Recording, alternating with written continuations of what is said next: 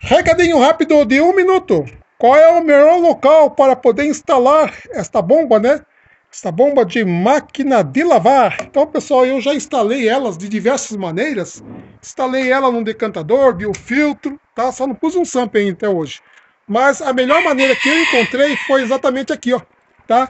Ela chegando depois do samp. Depois do samp ela vem, tá? Aqui a bombinha certinho. A água chega aqui no samp, ali, ó, tá bom? Chega ali, dali então ela passa ali pro cano ali, ó, tá? E ela me cai daqui, cai aqui então na bomba, e a bomba joga direto na caixa, tá?